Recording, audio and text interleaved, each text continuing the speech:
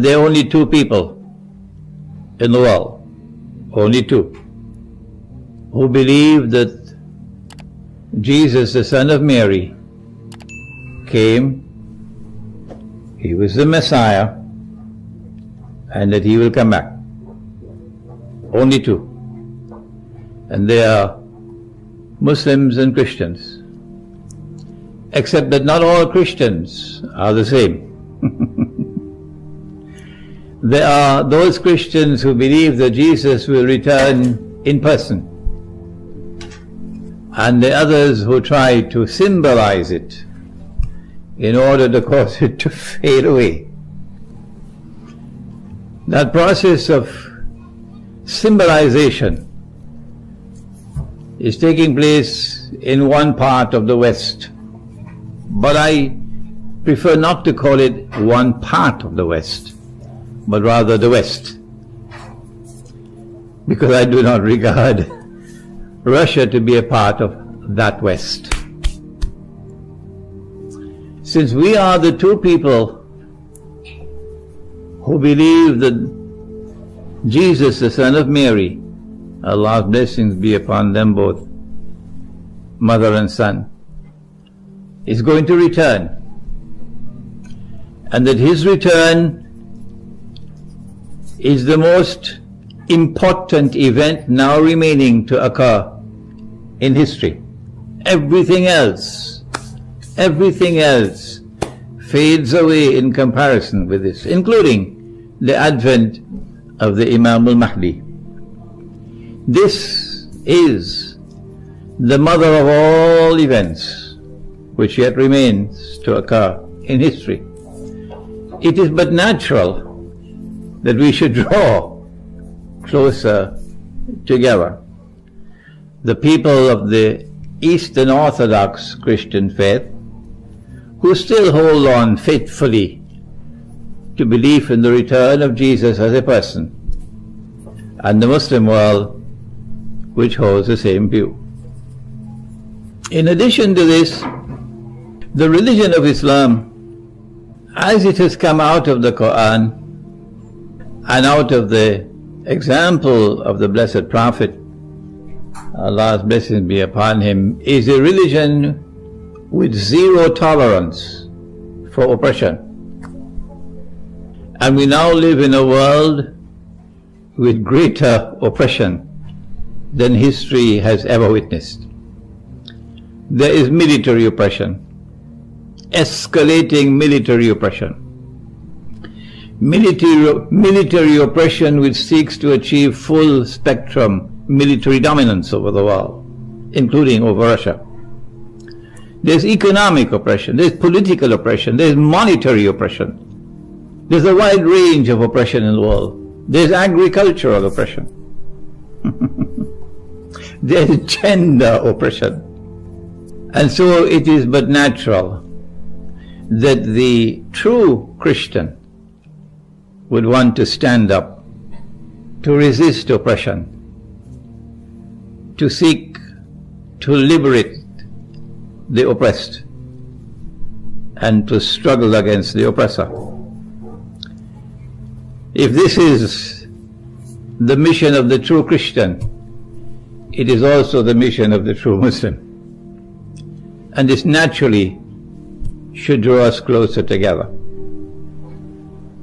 And finally, when I wrote Jerusalem in the Qur'an, I did it because a very famous political scientist in the Muslim world, Dr. Karim Siddiqui, he said to me, Imran, the key to the end of history is there in Jerusalem. And you have the academic qualifications to present the viewpoint from Islam. And so I wrote Jerusalem in the Qur'an. But Eastern Orthodox Christianity has an equal passion for Jerusalem. And these two combine together from our Islamic eschatological perspective are destined to come together in an alliance prophesied by Prophet Muhammad, Allah's blessings be upon him, to liberate Jerusalem. How does the Qur'an distinguish between those Christians out there and these over here, the Western Christians and the Eastern? I would like to, if I may, introduce you to some verses of the Qur'an so that you'll have a text on which to be able to focus your thought. At the beginning of the Qur'an, Allah says that He ordered the angels to bow down and prostrate before Adam alayhi salam, and they all prostrated except one, Iblis or Satan. The Lord God is not deficient in the use of language. No. And He has constructed this sentence in this way, so that if you use the wrong methodology, you come to the conclusion, logically, that since the order was given to the angels, and he did not bow down, he was an angel. Maybe now he's a fallen angel.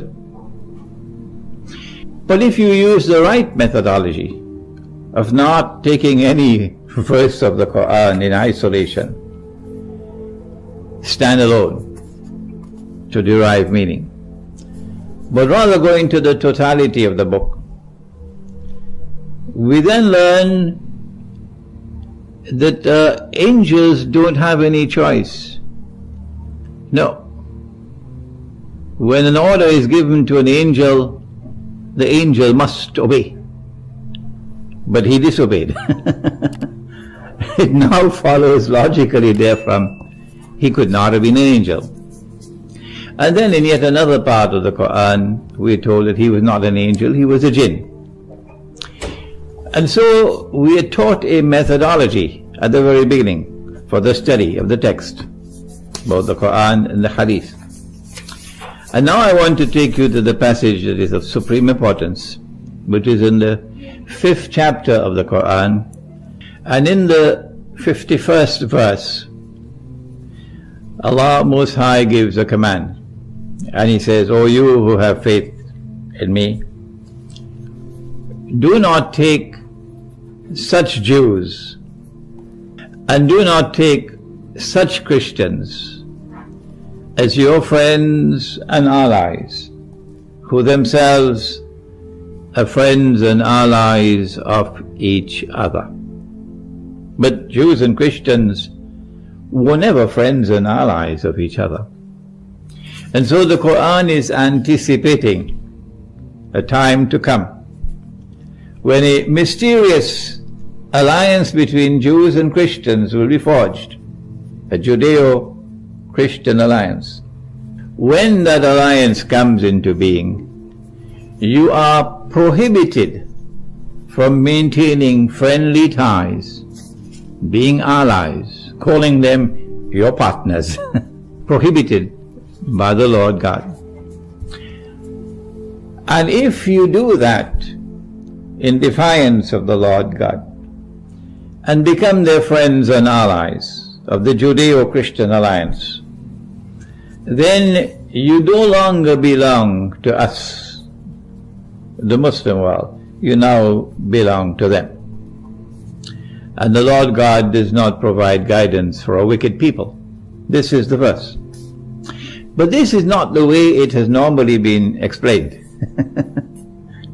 Because of the wrong methodology, now let me tell you the translation that you'll normally get. O you who have faith in the Lord God, do not take the Jews and Christians as your friends and allies. Do not take the Jews and Christians as your friends and allies. They are friends and allies of each other, which is false. Which is false. The Jews and Christians were never friends and allies of each other. And so you have a difference now between the wrong methodology and the right methodology. That Judeo-Christian alliance has come into being, and Russia is not a part of it. The Judeo-Christian alliance is cemented by Zionism. It is a Zionist Judeo-Christian alliance, and it is located there in Western Christianity. And so Islam in the West is that the Qur'an has prohibited Muslims from maintaining friendly ties and being allies of those people. And our moral philosophy is that this world is a moral order, not a chaotic order, and the truth must prevail. No matter how long it takes, truth must prevail. And so eventually, those who are true Muslims, you will find them cutting off their ties from that Judeo-Christian Zionist world. I now want to take you to another verse of the Qur'an. This one is also in the 5th chapter, Al-Ma'idah, and it will be somewhere around verse 83, I think, in which the Lord God says, "But you will most certainly find in time to come that those who will have the greatest hostility and hatred and enmity for you would be those who say we are Jews." And of course, using the wrong methodology, you say all Jews. That's the wrong methodology. Not all Jews, no. Not all Jews. And then the Qur'an goes on to say, and now I want to quote the Arabic because the Lord God didn't speak in English. وَلَتَجِدَنَّ, and you will most certainly find in time to come, أَقْرَبَهُمْ, those who will be closest of all to you, مَوَدَّةً, in love and in friendship, لِلَّذِينَ آمَنُوا, with the Muslims. وَلَتَجِدَنَّ أَقْرَبَهُمْ مَوَدَّةً لِلَّذِينَ آمَنُوا الَّذِينَ قَالُوا إِنَّا نَصَارَى. There'll be those who say, we are Christians. We are Christians. ذَلِكَ بِأَنَّ مِنْهُمْ الْقِسِّيسِينَ وَالرُّهْبَانَ. That is because amongst them there are priests and monks who live the monastic way of life. وَأَنَّهُمْ لَا يَسْتَكْبِرُونَ, and they are people who have no arrogance in them. Who have no arrogance in them. Today those who have PhDs in arrogance reside in Washington and in London and in Jerusalem. They don't know what is humility. Not at all. Who are those Christians then? Obviously, it could not be that one.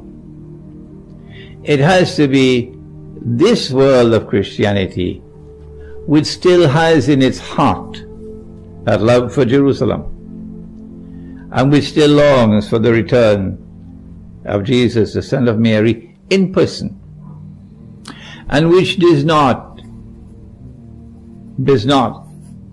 oppress, which will not oppress, which will join forces with all others who stand up against oppression in the world and seek to liberate the oppressed. That's a worldview that comes out of Islamic eschatology.